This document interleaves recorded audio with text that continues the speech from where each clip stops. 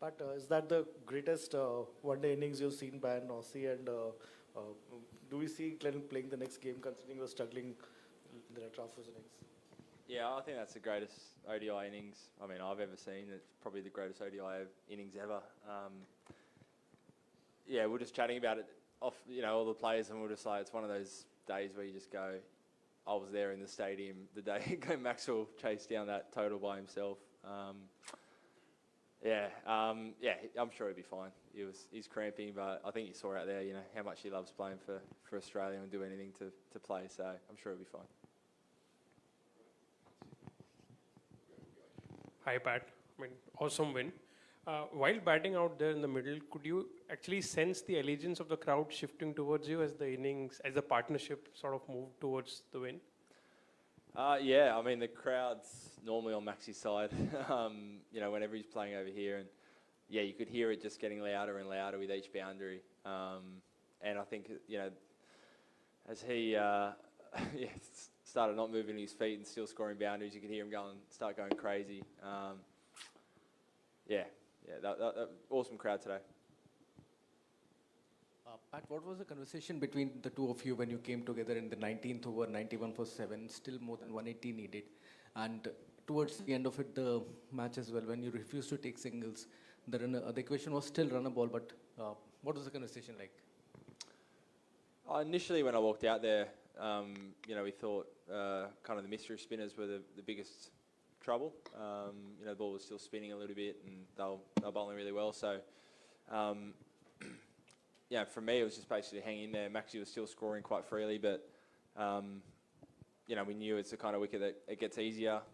Didn't really feel like run rate was ever going to be an issue with Maxi still at the crease. So, for me, it was just about basically survival. And just, hope we get a look at some of the other bowlers that maybe that wicket doesn't suit as much. So, it's a pretty simple plan, didn't look too far ahead. I think Maxi might be a bit different. I think he's always plodding his way to a win. So I think even 200 runs out, he was kind of mapping out how he was going to do it. I was just trying to survive. And then, towards the end, he was obviously cramping. So he tried to take one run and was almost stretch it off. So after that, I just said, we both agreed, just stay down there. And again, never felt like run rate was an issue when he's at the crease.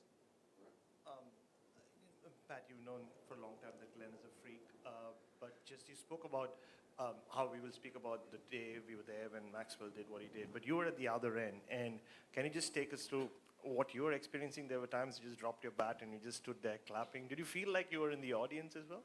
Yeah, it's just a one-man show. It's just like, it looks so easy. I'm up the other end, and I don't see any gaps in the field. I don't see where I'm going to score a boundary. And then it seems like every time he hits his bat, he just runs away for 4. It's just, he still can't move and still manages to hit a 6 over third man with a reverse lap. He's a freak. He hits into different areas.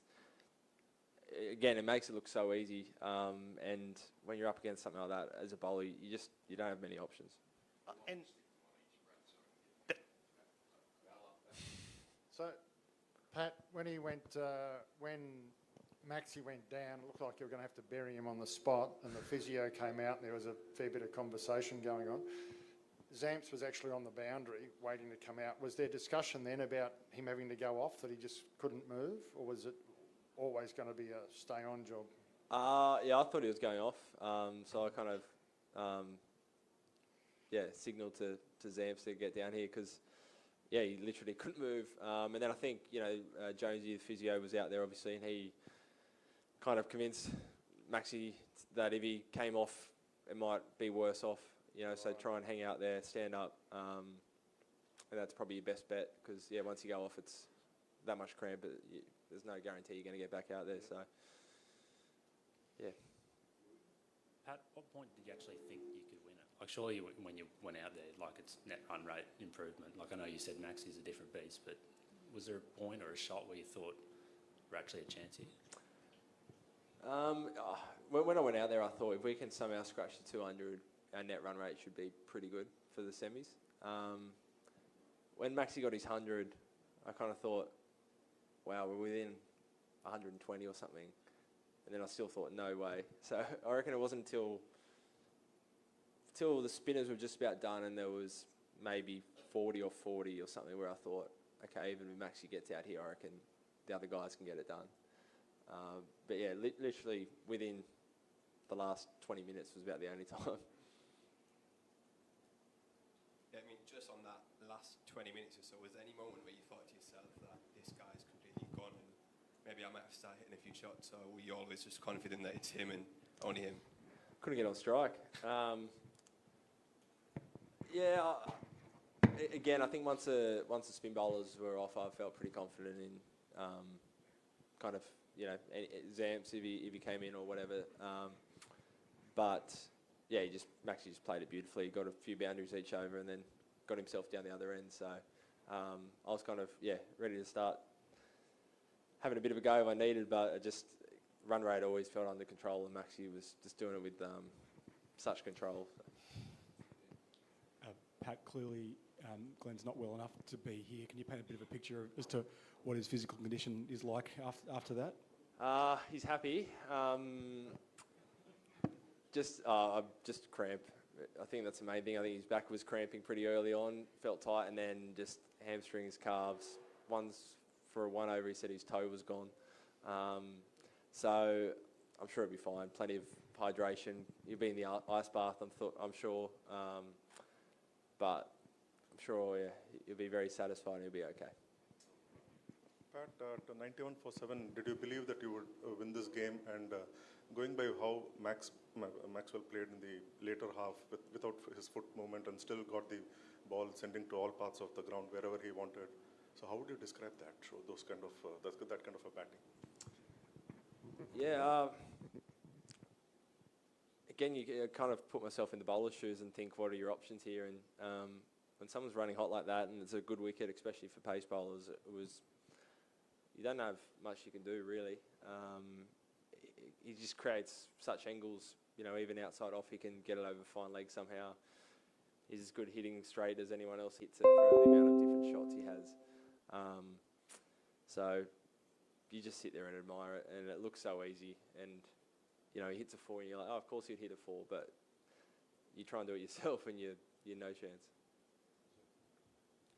Pat, how would you describe today's crowd support for both the teams? Crowd was great. I thought it was a great match. They were up and about for most of it, and then, obviously shifted towards Maxi, who's always a fan favourite over here. Yeah, Skipper, you didn't start the World Cup in a good fashion, like lost 2 matches. Do you say there is much peace of mind now heading towards Pune, knowing that you already qualified for the semi-final with 1 match to go? Yeah, absolutely. And probably more so just really happy with how we're playing, the style we're playing. Today was a bit of an outlier. Maxi dragged us out of that one, but, like with the bat, we've been aggressive. We've taken the games on. We're really putting the pressure back onto the opposition. Everything's trending really well after a bit of a slow start. I still don't think we've put a complete game together. So, the vibe in the group's awesome. Found a way to win this one. All things are looking pretty good for the semis. Thank you.